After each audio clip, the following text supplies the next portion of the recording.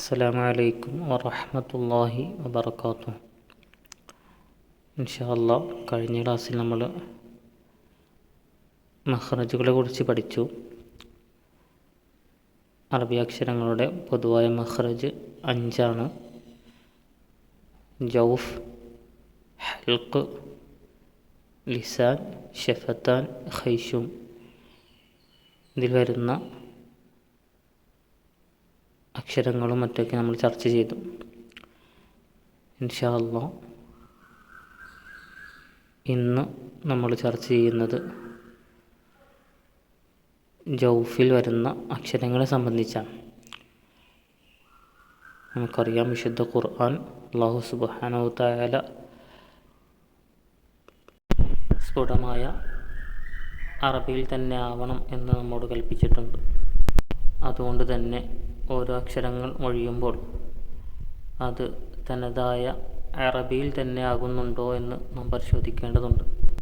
അനറബികളായ നമ്മെ സംബന്ധിച്ചിടത്തോളം, അഥവാ നമ്മുടെ ഭാഷ അറബി അല്ലാത്തത് മൂലം നമ്മുടെ ഭാഷയുടെ പല സംസാരങ്ങളോ അല്ലെങ്കിൽ രീതികളൊക്കെ അറബി ഭാഷയിൽ അറബി പറയുന്നതിലൊക്കെ വന്നു പോകുന്നത് സാധാരണ കാണാറുണ്ട്.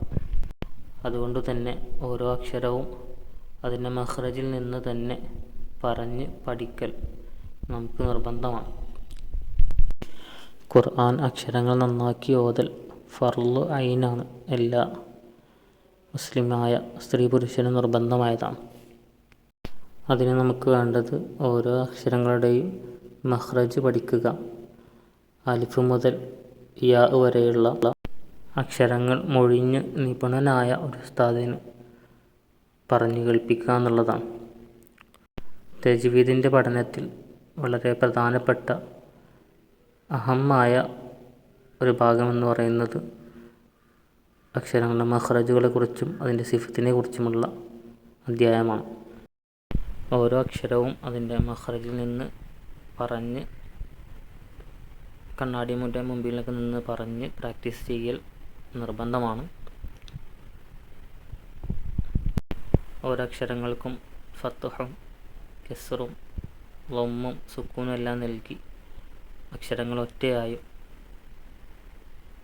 വാക്കുകളായും ഒക്കെ പറഞ്ഞ് നമ്മൾ പ്രാക്ടീസ് ചെയ്യണം. ഇൻഷാ അല്ലാഹ് നമ്മൾ ഇന്ന് ചർച്ച ചെയ്യുന്നത് ജൗഫിനെ സംബന്ധിച്ചാണ്. നമ്മൾ പറഞ്ഞു, ജൗഫ് എന്ന് പറയുന്നത് വായുടെയും തൊണ്ടയുടെയും അന്തരീക്ഷമാണ്. ഇവിടെ നിന്ന് പുറപ്പെടുന്ന അക്ഷരങ്ങൾ മദ്ദിയായ അലിഫ്, വാവ്, യാ.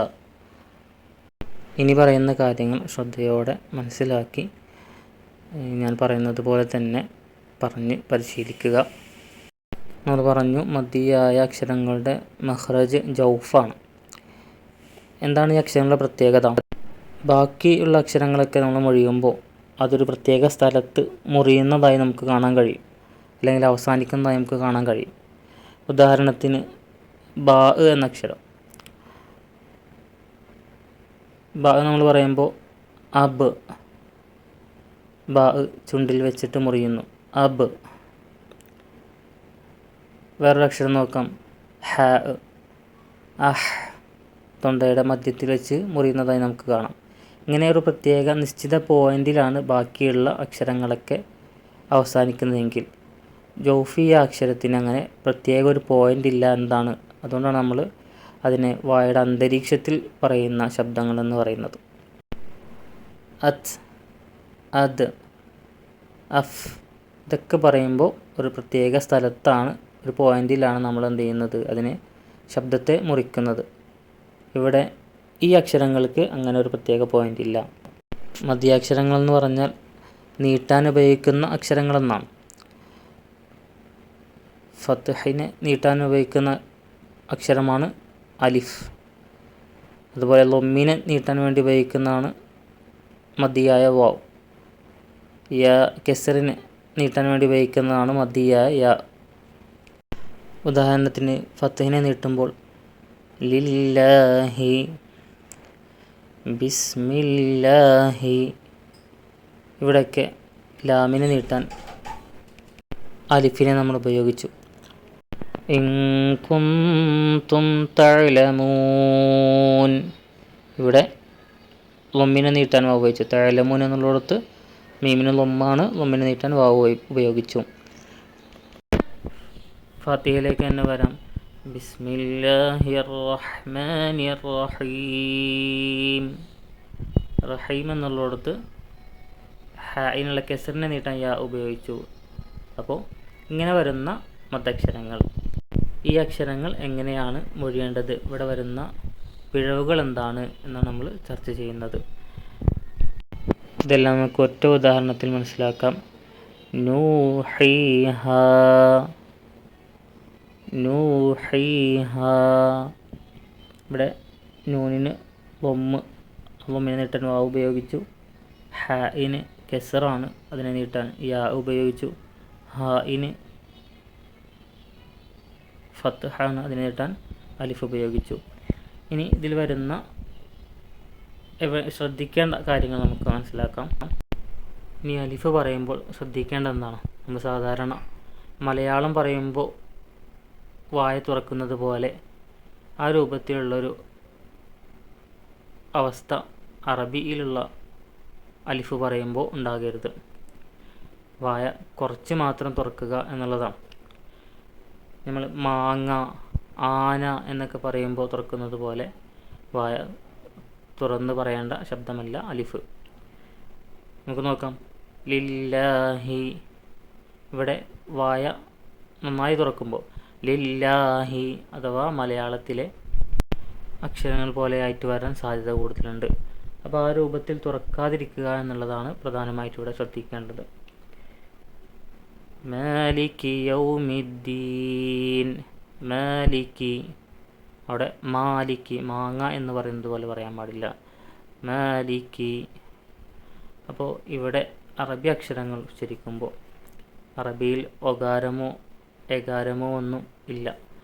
അതുകൊണ്ട് തന്നെ ആ രൂപത്തിൽ ഉച്ചരിക്കാൻ ശ്രദ്ധിക്കണം. വായ വല്ലാതെ തുറക്കാതെയാണ് മദിയായ അലിഫ് ഉച്ചരിക്കേണ്ടത്.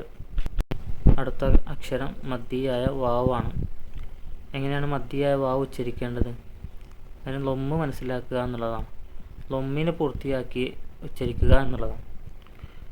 എങ്ങനെയാണ് ലൊമ്മിനെ പൂർത്തിയാക്കി ഉച്ചരിക്കുക?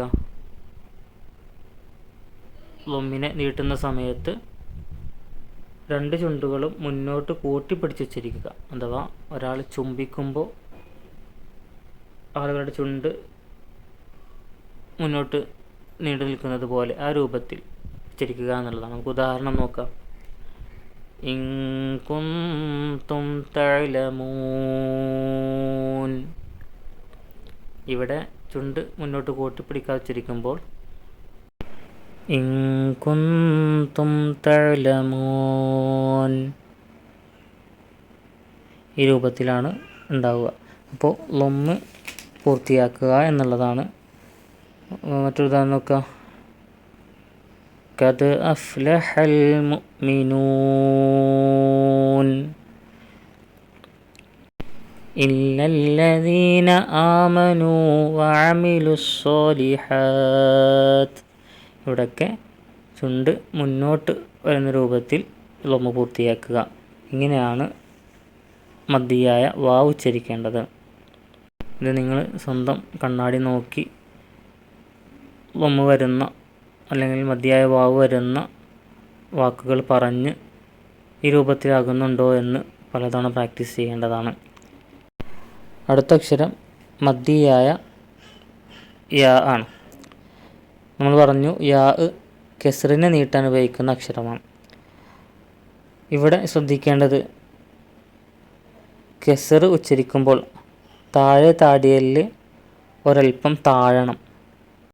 ഉദാഹരണം പറയുമ്പോൾ നിങ്ങൾക്ക് മനസ്സിലാകും. നമുക്ക് ബിസ്മില്ലാഹിർ റഹ്മാനിർ റഹീം. ഇവിടെ കെസറിനെ ഉച്ചരിക്കുന്ന സ്ഥലത്തേക്ക് നോക്കിയാൽ അവിടെ താഴത്തേക്ക് നമ്മുടെ താടിയിൽ വരുന്നില്ലെങ്കിൽ ബിസ്മില്ലാഹിർ റഹ്മാനിർ റഹീം കെസർ പൂർത്തിയാക്കാത്തതായി നിങ്ങൾക്ക് കാണാൻ സാധിക്കും. കെസറിൻ്റെ പൂർത്തീകരണം ഉണ്ടാകുന്നത് നമ്മുടെ താടിയിൽ താഴേക്ക് വരുന്നതോട് കൂടിയിട്ടാണ്. ബിസ്മില്ലാഹി അർ-റഹ്മാനി.